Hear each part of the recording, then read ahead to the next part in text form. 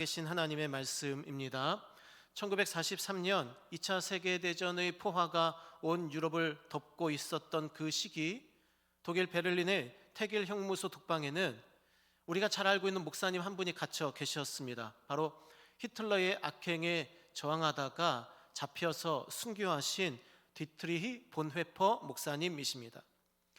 목사님께서는 아주 뛰어난 신학자이셨습니다. 오늘날에도 신학생들이 신학을 공부할 때에 보통 20세기의 뛰어난 신학자들 첫 번째 보통 칼바르트, 두 번째 보네퍼, 그리고 그 다음에 몰트만 이렇게 나가는 순으로 그렇게 손꼽을 정도로 천재적인 신학자라고 평가받는 분이십니다.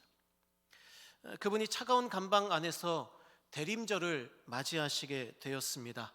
절친한 친구였던 에버하트 베트케, 이분이 이제 이 보네포 목사님의 전기도 쓰셨는데, 이 베트케 분에게 보낸 11월 21일의 편지에서 그 편지의 내용을 보면 우리가 대림절을 어떠한 마음으로 맞이해야 하는지에 대해서 잘 요약되어 있습니다. 이렇게 쓰고 계십니다. 감옥 방에서의 생활은 대림절과 참 비슷하다네.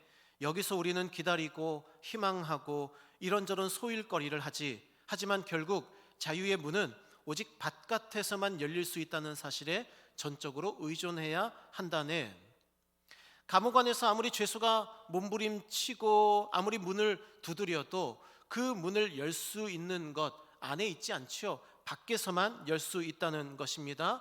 문 밖에서 열쇠를 가지고 있는 사람만이 그 문을 열 수 있다라고 하는 것이죠. 이것이 우리가 대림절을 지키는 이유입니다.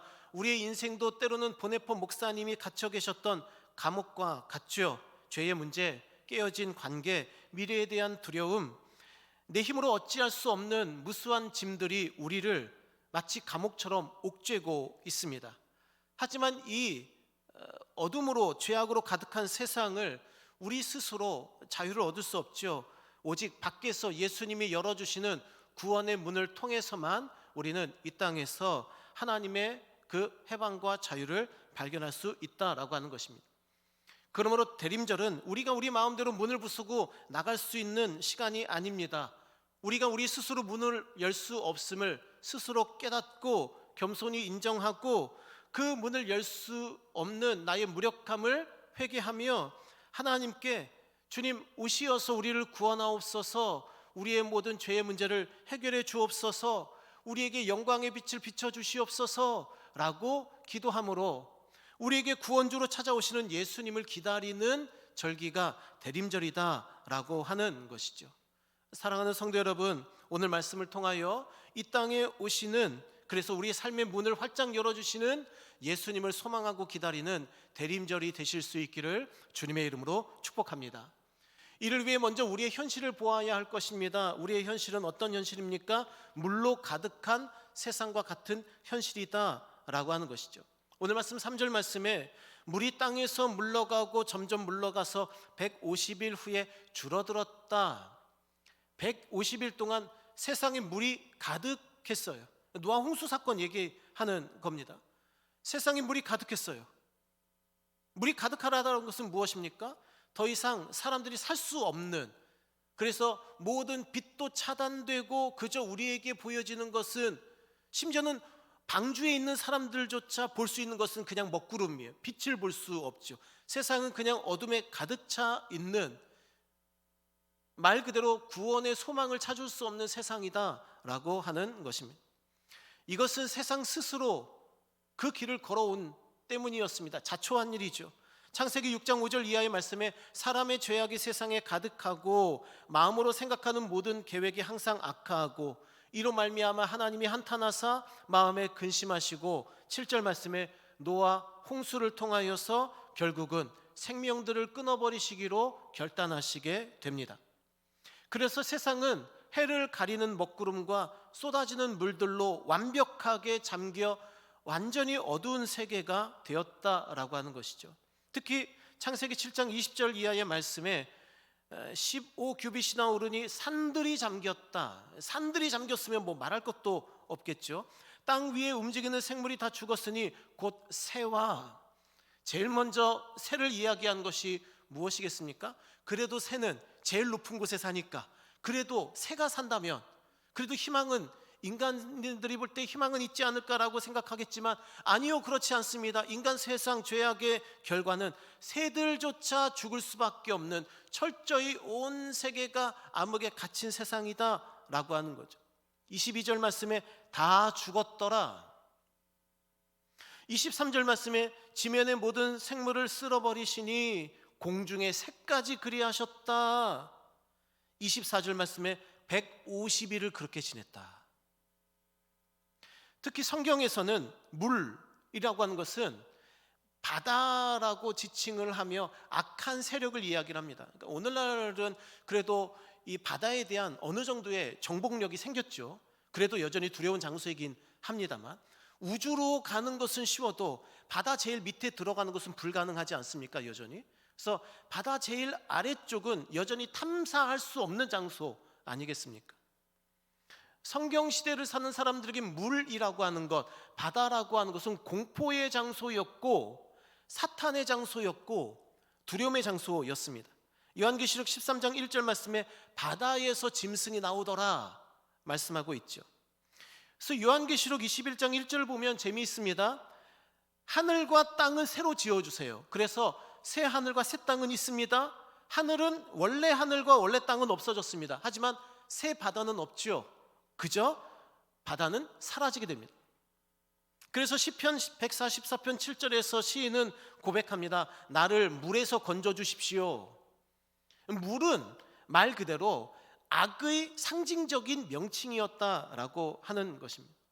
물들이 세상에 가득하니 이 세상은 말 그대로 하나님이 사람들을 지으시기 이전, 에덴 동산을 지으시기 이전으로 돌아간 것이죠. 창세기 1장 2절 말씀에 땅이 혼돈했다, 공허했다, 흑암이 깊음 위에 있었다, 하나님의 영은 수면 위에 운행하셨다. 하나님이 창조하신 빛과 질서가 인간의 죄로 인해 다 무너져 버리고 세상은 창조 이전의 모습으로 돌아가게 되었습니다. 인간의 죄로 인해 무질서, 혼돈, 어두움, 죽음만이 온 세상에 가득하게 되었다는 것이죠. 대림절의 신앙도 마찬가지입니다. 예수님께서 이 땅에 오시기 이전에도 똑같은 상황이었습니다. 온 세상에 어둠이 가득했죠. 마태복음 4장 16절 이하의 말씀에 흑암에 앉은 백성이 큰 빛을 보았고 사망의 땅과 그늘에 앉은 자들에게 빛이 빛이었도다.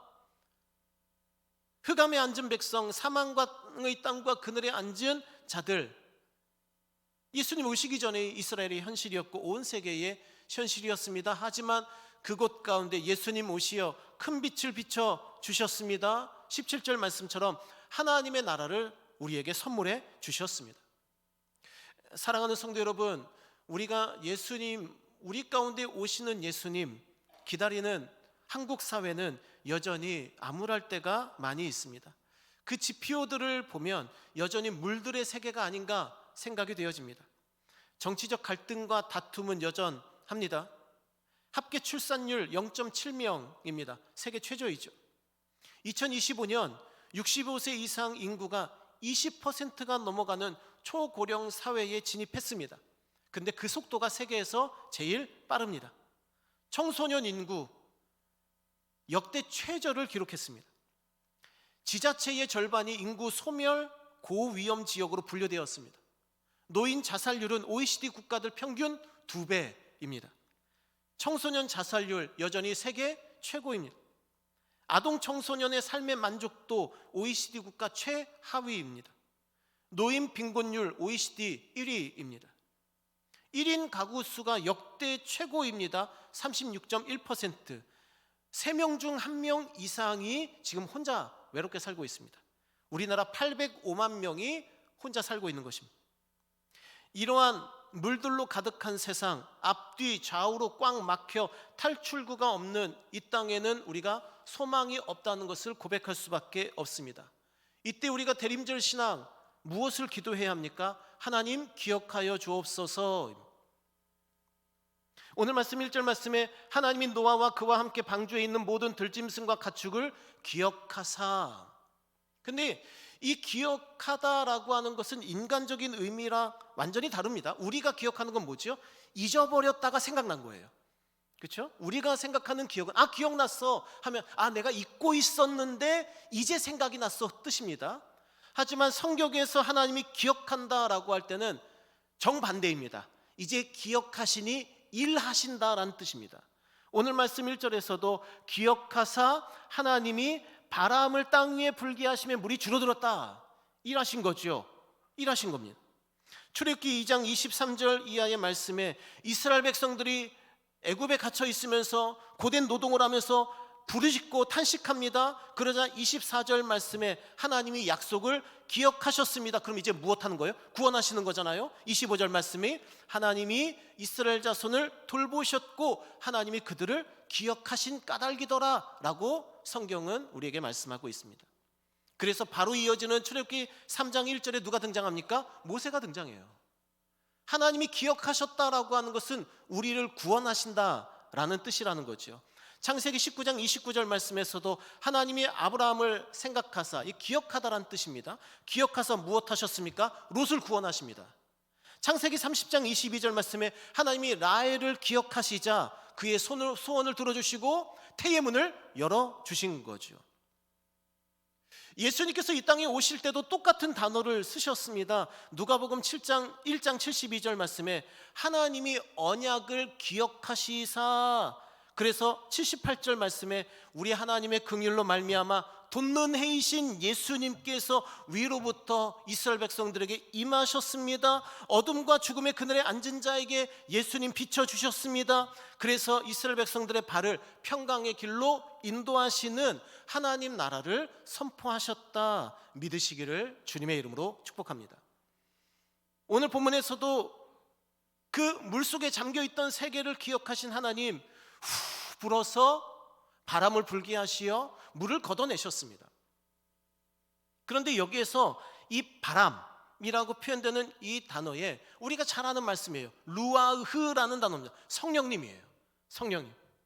그러니까 창세기 1장에서도 온 세계가 수면 위에 잠겨 있을 때 성령님이 수면 위를 운행하시며 훅 불어 땅이 드러나게 하셨던 것처럼 노아 홍수 때에도 똑같이 하나님이 성령님을 불어주시어 땅이 드러나게 하시고 봉우리가 보이게 하시는, 더 이상 사망과 어둠과 칠흑 같은 밤이 계속되는 것이 아니라 그걸 끊어버리시고 끝내버리시고 이 땅에 구원의 빛을 비추시는 하나님의 역사를 시작하셨다라고 하는 것이죠. 예수님 마찬가지입니다. 어둠과 죽음의 그늘에 앉아있던 자에게 예수님 생명의 빛을 비춰주셨습니다. 구원을 이루어 주셨습니다. 성령님을 우리에게 불어주셨습니다. 어둠을 몰아내 주신 것이죠. 에베소서 1장 17절 18절 말씀 함께 읽겠습니다. 우리 주 예수 그리스도의 하나님 영광의 아버지께서 지혜와 계시의 영을 너희에게 주사 하나님을 알게 하시고 너희 마음의 눈을 밝히사 그의 부르심의 소망이 무엇이며 성도 안에서 그 기업의 영광의 풍성함이 무엇이며. 아멘. 성령 하나님, 우리 구주 예수 그리스도를 통해 우리에게 오셨습니다. 우리로 하나님을 알게 하셨습니다. 우리 마음의 눈을 밝혀주셨고 우리 안에서 모든 어두운 것들을 쫓아내주시고 소망과 영광으로 가득 찬 삶을 살게 하신다 믿으시기를 주님의 이름으로 축복합니다. 그러므로 사랑하는 성도 여러분, 어두운 세상 속에, 절망의 세상 속에, 죽음의 세상 속에 낙심하지 마시길 바랍니다. 우리가 진정 두려운 것이 무엇입니까? 하나님이 침묵하신다는 것. 150일 동안 노아 방주 안에 있었던 이 노아와 가족들 모두 합하여 8명의 이 가족들은 계속 기도했을 겁니다. 하나님 언제까지입니까? 언제까지입니까? 저렇게 밖에서 부르짖는 저 생명들의 부르짖음, 우리가 언제까지 이 소리를 들으며 언제가 되어야 이 물들이 거치며 언제가 되어야 우리가 안전하게 다시 생명을 회복할 수 있습니까? 150여일 동안 기도해도 하나님 응답하시지 않고 여전히 세상은 가득해요. 그저 보이는 것은 사망과 죽음의 광경만 목격이 되는 것입니다. 5달이 넘도록 우리를 구원해 주옵소서라고 해도 여전히 배는 그냥 어두컴컴한 무리를 떠다닐 뿐이었죠. 하지만 하나님이 기억해 주셨습니다. 바람을 불어주셨습니다. 비를 그쳐주셨습니다. 땅 위에 바람이 불어 물이 땅에서 물러나게 하셨습니다. 결국은 오래도록 기다렸던 노아와 그 가족들의 기도에 응답하사 구원의 문을 활짝 열어주셨습니다. 평생을 파푸아 뉴기니에서 선교사로 사역하셨던 달린 데이블로 로즈라고 하는 선교사님이 계셨습니다. 여성의 몸으로 낯선 이국 땅에서 원주민들의 복음을 증거하는 일이 참 어려웠지만 남편 선교사님과 함께 더불어 열심히 감당하여 열매들을 맺고 있었습니다. 하지만 태평양 지배를 꿈꾸었던 일본의 야욕과 그 만행 때문에 남편은 일본군에 끌려갔습니다. 돌아오지 않았습니다. 로즈 선교사님도 너 미국 스파이지 하면서 끌려가셔서 3년 동안 감옥에 갇혀 있게 되었습니다. 이 수용소 생활을 하는 동안 참 괴롭고 고통스럽고 고문이 계속되는 시간들이었습니다. 어느 날은 아침에 먹던 죽에서 평소 맛과는 달리 닭죽 맛이 났다고 합니다. 알고 보니 새와 쥐가 그 안에 빠져 있었던 거죠. 죽에 섞인 쥐꼬리 그리고 털, 새의 깃털을 보고 며칠 동안을 구역질을 하셨다고 합니다. 수용소 인원의 3분의 1이 이질에 시달렸습니다. 밤마다 죽어가는 말기 환자들 곁에는 쥐가 늘 그 살을 물어뜯고 있었습니다.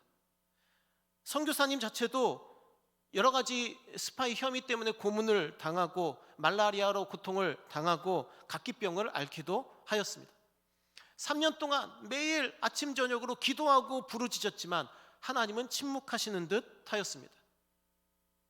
하지만 로즈 선교사님은 그러할수록 믿음을 더욱더 굳건하게 해 나가셨습니다. 왜냐하면 하나님이 기억하시리라 라고 말씀하신 하나님의 말씀을 믿었기 때문이었습니다. 선교사님은 이렇게 쓰고 있습니다. 주님, 저는 성경에 기록된 모든 말씀을 믿습니다. 저는 믿음으로 행하고 보는 것으로 행하지 않습니다. 하나님이 가까이 계시다는 것을 느끼지 못해도 좋습니다. 주님은 저를 떠나지도 버리지도 않는다고 성경에 기록되어 있기 때문입니다. 그렇게 로즈 선교사님은 하나님이 기억하사 구원하신다는 그 성경 말씀을 믿었습니다. 결국 전쟁이 끝났습니다. 풀려나게 되었습니다. 그럼 이제 지치셨을 법도 한데 선교사님은 다시 파푸아 뉴기니로 향하셨습니다. 그리고 새롭게 맞이한 두 번째 남편 선교사님과 함께 그 이후로 30년 동안 뉴기니 발리엠 계곡과 와기 계곡에서 다니 종족을 상대로 열심히 선교의 사역을 감당하셨고 두 아들들도 원주민들과 함께 성장하셨다고 합니다. 그러므로 사랑하는 성도 여러분, 믿음 있는 자들, 대림절 신앙을 가진 성도들은 우리의 상황을 바라보고 거기에 멈추지 않습니다. 하나님 말씀을 붙들고 약속 붙들고 하나님이 기억하신다 믿음으로 기도하며 다시 오시는 예수님을 소망하는 성도들이어야 함을 성경이 우리에게 말씀하고 있죠. 여러분들이 매년 대림절이 다가오면 저희들이 이제 가을 40일 특세를 마치면 대림절 첫 번째 주일을 맞이합니다. 일반적으로 이제 현수막을 이제 매년 똑같은 것으로 저희들이 달죠. 근데 주제를 보시면 평화의 왕으로 오시는 예수님입니다. 평화의 왕으로 오신 예수님이 아니죠. 예수님은 2000년 전에 오셨다가 떠나가신 우리와 상관없는 하나님이 아니시다라고 하는 것입니다. 예수님은 그 2000년 동안에도 그리고 지금도 우리 가운데 다시 오셔서 하나님이 우리를 기억하고 계심을, 우리를 통해서 구원의 길을 열고 계시는 하나님이신 것을 우리가 믿기 때문입니다. 그래서 현재형을 쓴 거예요. 예수님은 평화의 왕으로 지금도 우리의 삶에 찾아오시는 예수님이십니다. 우리가 질병에 걸린 자리, 우리가 손실을 경험하는 자리, 우리가 배신을 당한 자리, 우리가 아픔과 고통을 경험하는 그 자리에 오늘도 내일도 예수님은 찾아오시어 평화의 왕이 되어주시는 것을 믿으시기를 주님의 이름으로 축복합니다. 그럴 때 어떤 은혜가 있습니까? 세 번째로 봉우리가 보였더라 라고 말씀하고 있죠. 물로 가득한 세상은 아무것도 보이지 않는 세상이었습니다. 하늘엔 먹구름이 가득했습니다. 마음에 항상 악을 꿈꿔왔던 인간들은 말할 것도 없고 나무와 풀, 동물과 새들, 골짜기와 평원은 물론이고 높은 산들조차 완전히 다 가려져 있고 잠겨 있었던 말 그대로 어두움으로 가득한 세계였습니다.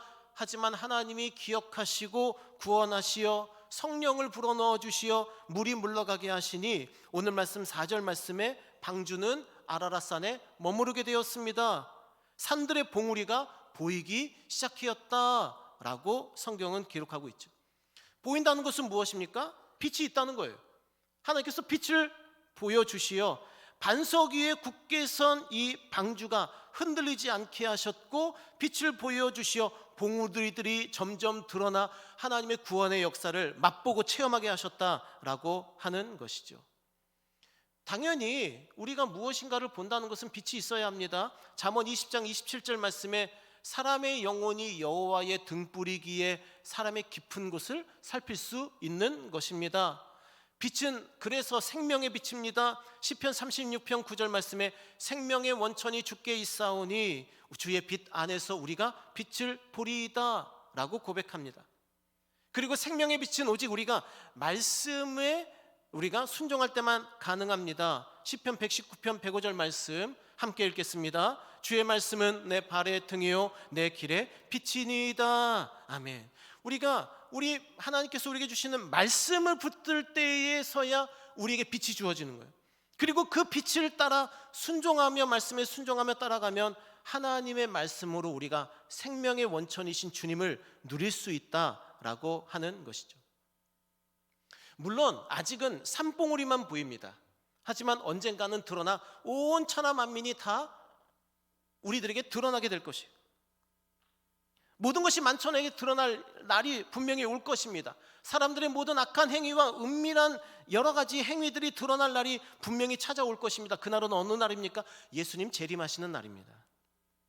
대림절 신앙은 우리 또한 2000년 전에 오신 예수님의 십자가 길을 따라가면서 아직은 산봉우리밖에 안 보여도, 사람들이 얼마나 악한지, 세상이 얼마나 악한지 세상들은 깨닫지 못하는 것처럼 보여도 우리는 그 산봉우리가 나온 그 빛을 바라보면서 믿음으로, 아 그래 하나님이 기억하시지, 아 그래 하나님이 우리를 지금 구원하셨지, 그래 하나님이 나를 통해 구원의 역사를 이루어 가시지 믿는 마음으로 다시 오셔서 온 땅을 심판하실 예수님을 기다리는 신앙이 대림절 신앙이다 믿으시기를 주님의 이름으로 축복합니다. 고린도전서 4장 5절 말씀 함께 읽겠습니다. 그러므로 때가 이르기 전 곧 주께서 오시기까지 아무것도 판단하지 말라. 그가 어둠에 감추인 것들을 드러내고 마음의 뜻을 나타내시리니 그때에 각 사람에게 하나님으로부터 칭찬이 있으리라. 아멘. 그래서 우리는 이 땅에서는 판단할 필요가 없어요. 우리는 사랑하고, 우리는 아끼고, 우리는 돌보며 복음을 증거하면 되는 것입니다. 마지막 판단은 우리 주님께서 하실 겁니다. 그때는 어둠에 감추인 모든 것들을 드러내고 마음의 뜻을 다 나타내시어 악한 마음을 가지고 악한 행위를 했던 모든 이들은 하나님이 심판하실 것이기 때문입니다. 그때까지 우리는 아라랏산에 딱 흔들리지 않고 서게 된 구원의 방주처럼 세상을 향해 구원의 반석, 구원의 방주가 되어야 될 줄 믿습니다. 우리의 반석은 무엇입니까? 우리 신앙 고백이죠. 마태복음 16장 16절 말씀에 시몬 베드로가 예수님께 말씀드립니다. 주님은 그리스도이십니다. 살아계신 하나님의 아드님이십니다. 그러자 예수님 18절에 축복하시며 말씀하십니다. 그 반석 위에 내가 교회를 세울 것이다. 그래서 모든 종교개혁에 속한 모든 이 정통 교단들은 무엇을 고백합니까? 이 신앙의 고백이 교회의 기초다.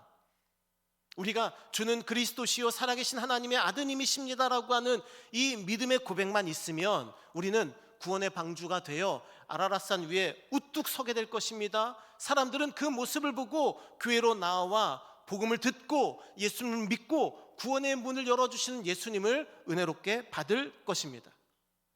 지금도 모든 것이 죽은 듯한 그런 세계이고 그저 산봉우리가 보이는 것 같은 그런 상황이지만, 사랑하는 성도 여러분, 여러분들의 입술의 고백 가운데에 오십시오, 오셔서 교회에서 함께 예수님의 말씀을 들읍시다, 복음을 들읍시다. 그러면 하나님께서 우리에게 구원의 문을 열어주실 것입니다.